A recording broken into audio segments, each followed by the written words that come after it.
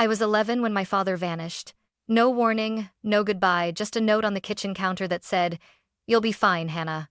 I wasn't fine. I cried until my voice broke, sitting in an empty house that smelled of dust and broken promises. Then, just before midnight, headlights flashed outside. A black Rolls-Royce stopped at our gate, and a tall man stepped out, silver hair, sharp eyes, and a presence that made the air itself hold its breath. "You're Hannah Parker?" he asked. I nodded, trembling. "Good. I'm your grandfather. Pack your things. You're coming home." That was the night I left behind poverty, pain, and every memory of my father. 18 years later, I'd built an empire on the foundation of his abandonment, and when he finally came back to take what he thought was his, I made sure he left with nothing. I still remember that Friday like a scar that never faded. The air smelled of rain and pine, and I ran home from school holding a spelling test with a perfect score. I wanted to show Dad. He'd promised that if I got an A, we'd go to the fair this weekend. I even imagined him smiling, ruffling my hair, saying, "That's my girl." But when I opened the door, the house answered with silence. The TV was gone, the cupboards half empty, the photo of Mom on the shelf missing. "Dad?" I called out, dropping my backpack. Only the echo of my voice came back. Then I saw it, a folded note on the kitchen counter, beside an unpaid electricity bill and a chipped coffee mug. "Hannah, I can't do this anymore. You'll be fine, Dad." That was it. No reason, no promise, just words that cut deeper than a knife. I sat on the cold floor for hours, staring at the door, waiting for him to come back. Maybe it was a joke, maybe he just needed air. But as the sunlight faded, hope dissolved into fear. The house creaked with loneliness. The fridge hummed like it was mocking me inside, just a bottle of ketchup and half a loaf of bread. I ate in silence, pretending it was dinner. When night came, I curled under a thin blanket, hugging my backpack like it could protect me from everything that hurt. Every sound made me flinch. The wind, the pipes, the scratching branches outside. I whispered to myself, "He'll come back. He has to." But deep down, I knew the truth. By morning, the silence was heavier. I walked to the small store down the street and stared at the breakfast sandwiches I couldn't afford. The clerk looked at me with pity. "Where's your dad, sweetheart?" I forced a smile. "He's working." It was a lie I'd tell for years. That night, when the rain began to fall, I sat by the window, tracing the raindrops with my finger. My heart hurt in a way I didn't have words for. That's when the headlights appeared outside, slicing through the darkness. A sleek black Rolls-Royce stopped in front of our sagging porch. The engine went quiet. A tall man stepped out, his figure framed by the streetlight. He wore a dark coat, polished shoes, and a look that didn't belong in my world. "Hannah Parker?" he asked, voice deep and calm. I hesitated. "Who are you?" He studied me for a long moment before saying, "Richard Whitmore, your grandfather." I froze. I'd never met him, only heard Dad call him that stubborn old man. "Hevs," Mater said. He stepped closer. "Pack your things, child. You're coming with me." And just like that, the life I knew, the loneliness, the hunger, the waiting ended with the click of a car door. I didn't know it then, but that night was the beginning of everything. My salvation, my education, and eventually, my revenge. The drive felt endless. I sat in the back seat of the Rolls-Royce, watching raindrops chase each other down the tinted window. The city lights blurred into ribbons of gold and gray. My hands clutched my backpack, the only piece of my old life I had left. Grandpa didn't speak for most of the ride. He sat across from me, reading something on his tablet, his silver hair catching every flash of passing headlights. Only once did he glance up and say quietly, "You're safe now, Hannah." Safe. The word felt foreign. When the car turned off the main road, the gate ahead loomed like something from another world. Whitmore Estate, spelled in wrought iron letters. The mansion behind it looked like a castle lost in time. Marble pillars, ivy-covered walls, and windows glowing with warm golden light. As the car rolled up the driveway, two women stepped out from the grand front doors. One was tall, elegant, and sharply dressed, my Aunt Margaret. The other, a girl around my age with perfect curls and a smirk, her daughter Lydia. Margaret's smile froze the moment she saw me. "Father," she said, her tone brittle. "You brought her?" "She's my granddaughter," Grandpa replied evenly. And she'll stay here from now on. Lydia whispered something and laughed. Margaret's face tightened. She doesn't belong in this house. She's Daniel's problem. Daniel is gone, Grandpa said sharply. And I won't have my family divided any further. Margaret looked away, lips pressed thin. Fine, but don't expect me to play babysitter. She turned, heels clicking across the marble floor, the echo ringing in my ears long after she disappeared. Grandpa sighed, then turned to me. Don't mind her. This house has more pride than warmth. He led me inside. The chandelier above glittered like 1,000 tiny suns. The hallways smelled of polished wood and old money. Paintings of stern ancestors lined the walls, each one looking like they were judging me. A maid showed me to a room on the second floor, bigger than my entire old house. A canopy bed, silk curtains, a fireplace that flickered gently. On the nightstand sat a framed photo of a little boy and an older man, Grandpa and my father, long ago. I stood there staring at it, heart tightening. Why didn't he ever tell me about you? I asked softly. Grandpa stepped into the doorway. Because your father and I disagreed on everything, especially how to raise a child. Did you ever love him? I asked. His expression faltered for a second. Yes. But sometimes love isn't enough to fix what's broken. He left, the heavy door clicking shut behind him. That night I lay awake in the vast bed, staring at the ceiling carved with gold leaves. The silence pressed in from every direction, not peaceful, but suffocating. I heard faint laughter from down the hall, Lydia's, sharp and cruel. Somewhere in this mansion, I realized, wealth didn't mean happiness. It just made the loneliness echo louder. I turned to the window. Beyond the glass, the ocean stretched endlessly, waves crashing against the cliffs below. Grandpa had said I was safe, but as I listened to the storm outside, I couldn't help but wonder if I had simply traded one kind of cage for another. The first morning at Whitmore Estate began before sunrise. A knock on my door jolted me awake. When I opened it, Grandpa stood there, already dressed in a crisp suit, holding 2 cups of coffee. We start early in this house, he said. Breakfast is in 15 minutes. Wear something practical. Practical. I didn't even know what that meant in a mansion like this. Downstairs, the dining room looked like something out of a royal palace. The long table could have seated 30 people, but only 5 chairs were filled.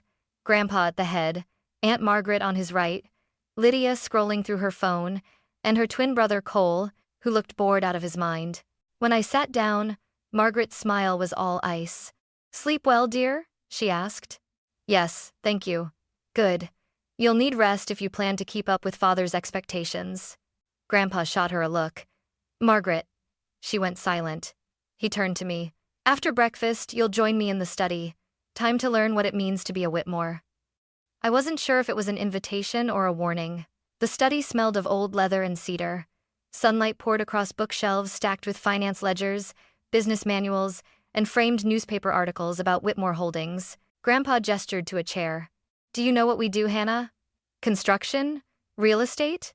That's what people see, he said. What we really do is build legacies brick by brick, deal by deal, and that requires discipline. He handed me a thick folder filled with numbers and market reports. Start by finding which of these companies will fail within a year. I blinked. I don't know how to. Then learn. The world won't slow down to wait for you. That became our daily routine. Mornings with financial reports, afternoons shadowing his meetings, evenings filled with notes and coffee that tasted like ambition. At first, I hated it.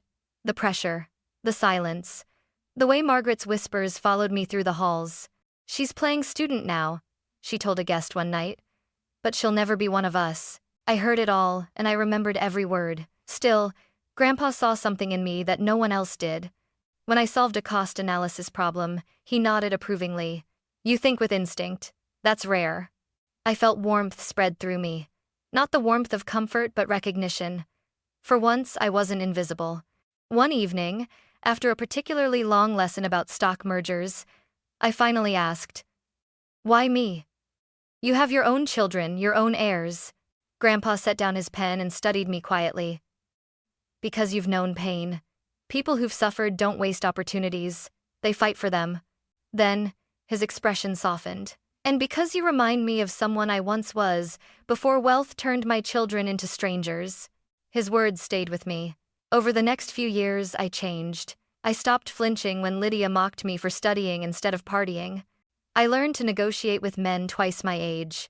And every time I walked into the boardroom beside Grandpa, people noticed. They didn't see an abandoned girl anymore. They saw Hannah Whitmore sharp, confident, dangerous in silence. But success has a price. The more I grew into his world, the more resentment burned around me. Margaret saw it. Lydia hated it. Cole mocked it. And behind every polite smile at family dinners, I could feel it, the quiet war brewing under crystal chandeliers. The morning Grandpa died, the mansion felt hollow. The halls that once echoed with his deep, commanding voice were now filled only with the quiet shuffle of servants and the muffled sobs of strangers. He passed away in his sleep peaceful, they said. But when I stood beside his bed, the oxygen tube still coiled near the pillow, I couldn't stop shaking. The man who'd rebuilt me from nothing was gone.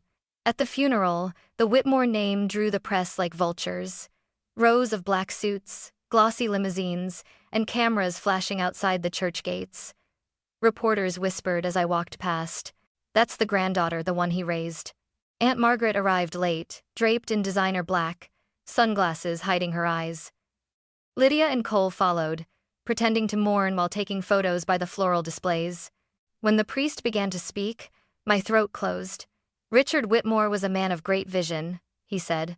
No, I whispered under my breath. He was more than that. He was my family. After the ceremony, the family gathered at the estate for the will reading. The lawyer, a thin man with silver-rimmed glasses, sat behind Grandpa's mahogany desk. The atmosphere was so thick with tension you could almost hear it hum. He cleared his throat. Per the last will and testament of Mr. Richard Whitmore. Margaret leaned back in her chair, confidence dripping from her voice. Let's just get this over with. I'm sure Father left things as they should be. The lawyer nodded, unfolding the document. To my daughter, Margaret Whitmore, I leave the summer villa in Napa Valley. To my grandchildren Lydia and Cole, a trust fund of $2 million each. Margaret smiled smugly. And the rest? The lawyer adjusted his glasses. The controlling shares of Whitmore Holdings, the primary estate, and the family trust are to be transferred to my granddaughter, Hannah Parker. The room went dead silent. What? Margaret's voice cracked. That's absurd. She's a child. I'm 23, I said quietly. This has to be a mistake, Lydia hissed. Grandfather wouldn't leave everything to her. But the lawyer continued calmly. Mr. Whitmore made this decision 2 years ago, while in perfect health and of sound mind. Margaret shot to her feet, face red. He was manipulated. You used him, didn't you? I met her eyes. I didn't have to. He saw through all of you. She slammed her hand on the table. You'll regret this, girl. This company belongs to me. The lawyer closed the folder. I'm afraid, Mrs. Whitmore, that's no longer true. She stormed out, Lydia trailing behind, tears smudging her mascara. Cole lingered a moment longer, glaring. You think this makes you one of us? He sneered. No, I said. It makes me exactly what he wanted me to be, a Whitmore who doesn't need the rest of you. Stated it naughty. That night, I stood alone on the balcony of the mansion overlooking the Pacific. The wind carried the faint scent of cedar and salt, Grandpa's favorite. In my hand was the gold pocket watch he'd given me when I turned 18. Engraved inside were the words, "Integrity builds empires." I whispered into the night. I'll protect everything you built, Grandpa, and I'll make sure they never destroy it again. But beneath the calm of my vow, I felt it, the storm brewing on the horizon. Margaret would never forgive this. And the war for the Whitmore legacy had just begun. 6 months after the funeral, I had memorized every corner of the Whitmore empire. I worked late into the night, reading reports by lamplight while the rest of the family pretended to mourn. I was determined to prove I wasn't just a name on a will. I was the legacy itself. But power attracts vultures. Margaret had gone quiet since the will reading, which was more dangerous than her shouting. And then one cold Monday morning, I found out why. The boardroom on the top floor of Whitmore Holdings was a cathedral of glass and power long table, skyline view, portraits of past chairmen watching over us. I walked in early, confident, briefcase in hand, but something was off. Half the directors avoided my gaze. My chair at the head of the table, Grandpa's chair, had been moved. Margaret sat there, in my seat. She wore a pearl gray suit and a smirk that could cut steel. Good morning, Hannah, she said sweetly. We were just discussing the company's future. Without me? I asked. Oh, we assumed you were. Stepping aside. For the good of the shareholders, of course. She slid a folder across the table, an official motion of leadership restructuring. My name was listed as temporarily suspended due to incompetence and emotional instability. I felt my blood go cold. This is a joke. It's a vote, she corrected. And we've already taken it. She looked around the table. All in favor? Hands rose one by one. I stared at them. Men who'd shaken my hand, toasted my vision, smiled to my face. Every one of them betrayed me. On me? Margaret stood. Effective immediately. I'll be assuming control. You can hand over your keycard and office files. She thought she'd won. But she'd underestimated the one thing Grandpa had taught me best: preparation. I opened my briefcase and pulled out a sealed envelope stamped with a gold Whitmore crest. Actually, Aunt Margaret, I said calmly, Grandpa anticipated something like this. She frowned. What nonsense are you? I handed the document to the company lawyer, seated at the far end of the table. He adjusted his glasses, scanned it, and his eyes widened. According to this amendment, he said slowly, Mr. Richard Whitmore restructured the company charter 1 month before his passing. All board decisions required joint signature approval between the chair and the founder's appointed successor, which is Miss Hannah Whitmore. The room fell silent. Margaret's smile cracked. You're lying. Check the registry, I said, folding my arms. It's filed with the State Corporate Bureau. The lawyer nodded. It's valid. I leaned forward. So, unless I sign it, this little coup of yours doesn't exist. I'm on it. Margaret's voice trembled. You manipulative brat. You don't deserve this company. And you don't deserve Grandpa's name, I shot back. You buried him with fake tears and came here plotting the next day. She lunged across the table, but security guards stepped in, men I had hired weeks ago when I saw the signs. Escort Mrs. Whitmore off the premises, I said quietly. Margaret screamed as they took her by the arms.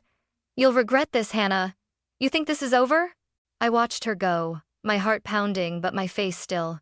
When the door slammed shut, the room was silent except for the hum of the city below.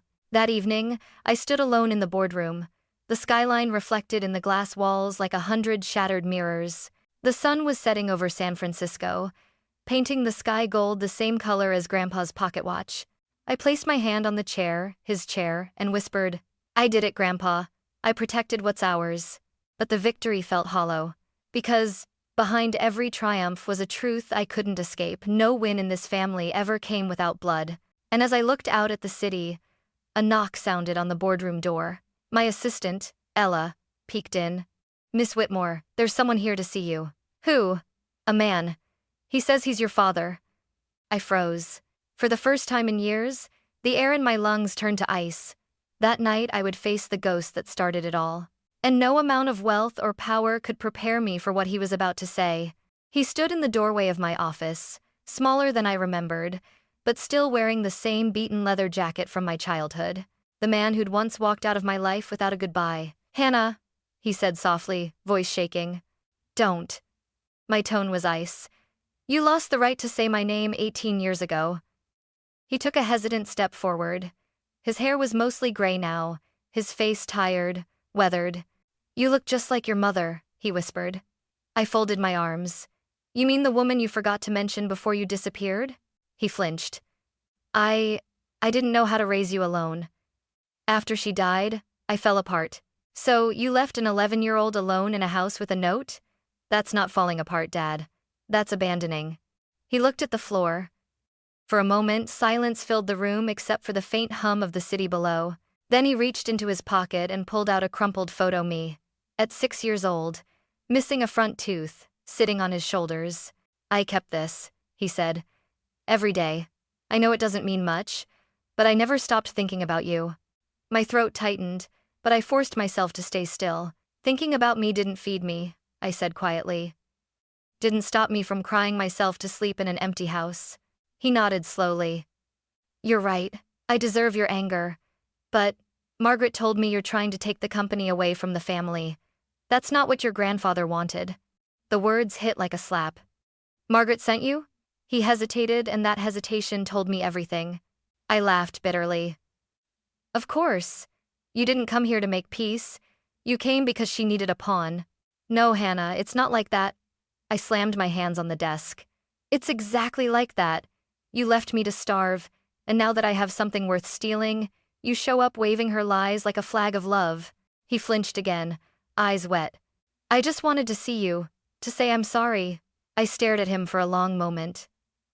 There was no hate left, only emptiness, like staring at the ghost of a life that never was.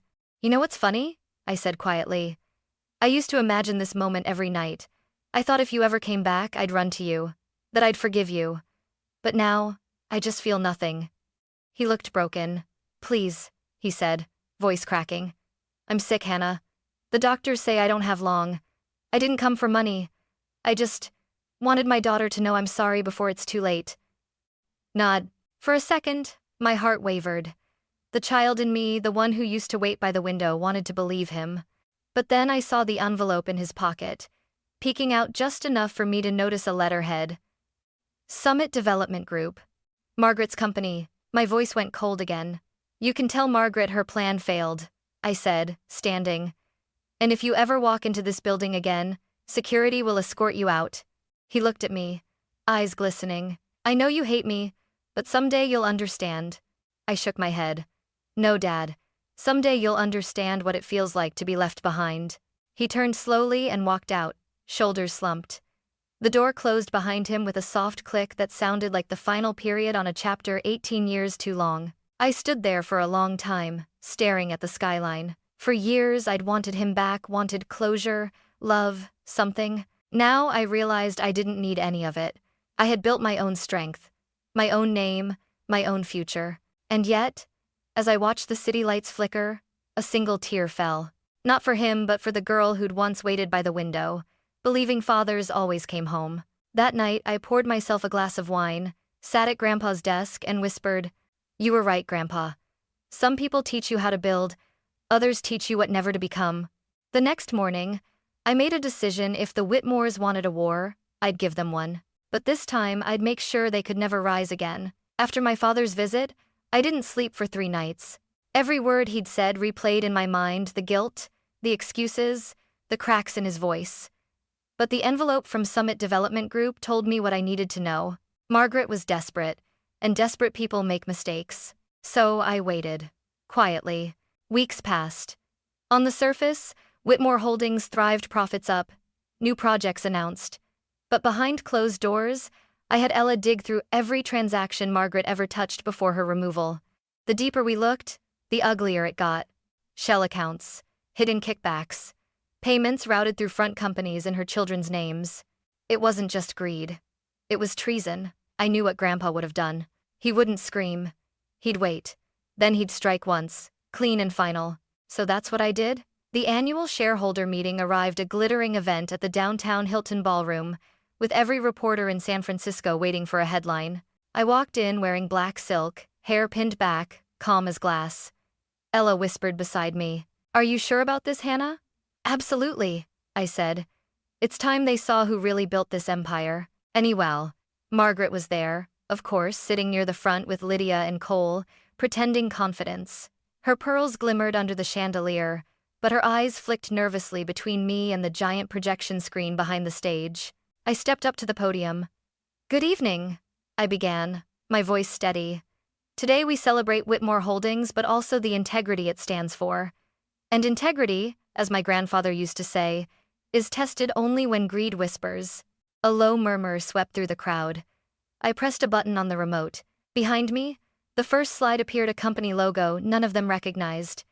Cedar Financial Group. Then another. Westline Logistics. "These," I continued, "are shell companies. Fake entities created to siphon millions from Whitmore Holdings. And they all lead back to one name." The next slide hit like a thunderclap. Margaret Whitmore. Gasps filled the room. Cameras flashed. Lydia turned pale. Cole swore under his breath. "That's a lie," Margaret shouted, standing. "You fabricated this." I nodded to Ella, who played a recording, Margaret's own voice, taken from an intercepted call. "Transfer another $2 million to Westline and make sure Hannah never finds out." The ballroom erupted. Reporters shouted questions. Security stepped forward. I raised a hand. Let her speak, I said calmly. Margaret trembled, her voice cracking. This company was mine. Father stole it from me, and you manipulated him. I stepped closer. I didn't manipulate anyone, Aunt Margaret. I earned what you threw away. Grandpa believed in people who built, not those who leech. And had a tabi of no talas. Avian other problems enter and subscribe.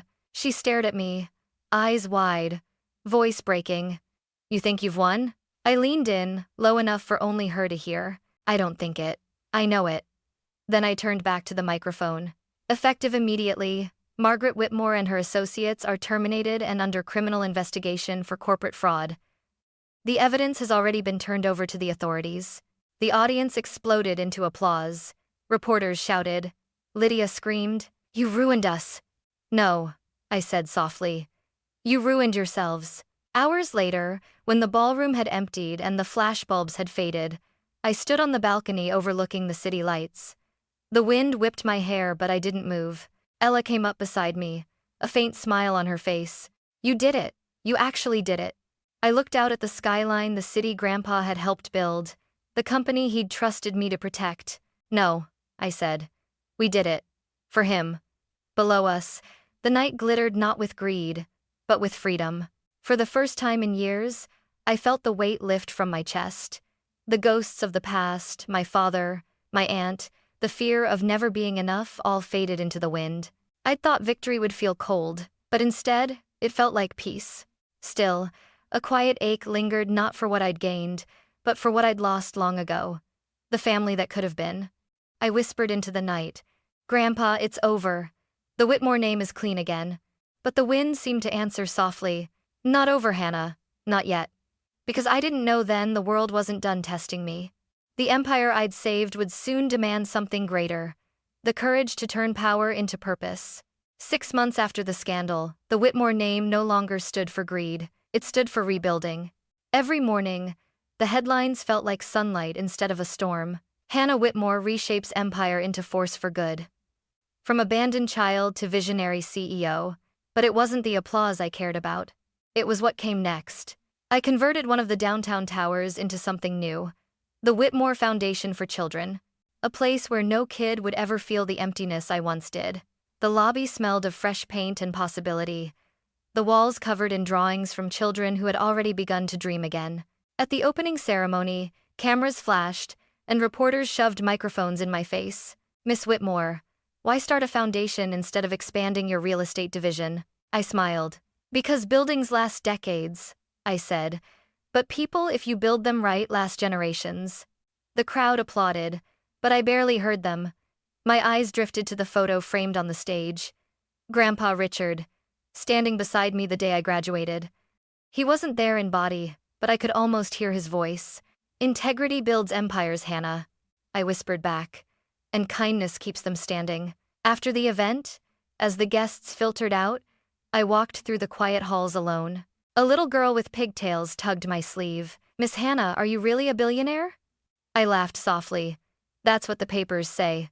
Then why are you helping kids like me? I knelt to her height. Because once, I was one of you. Her smile was the kind of thank you no press release could ever give. A few weeks later, I drove up the coast to visit Grandpa's grave, a simple marble stone overlooking the Pacific. The sea breeze tasted like memory. I placed a single white rose and the gold pocket watch beside his name. We did it, I whispered. They tried to destroy what you built, but it's stronger than ever. For a moment I swore I felt the warmth of a hand on my shoulder, the quiet approval of the man who had saved me from the dark.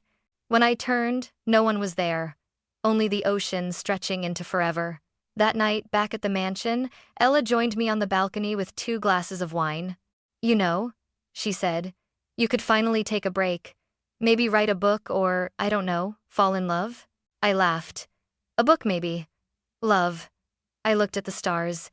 That's still under negotiation. She nudged me gently.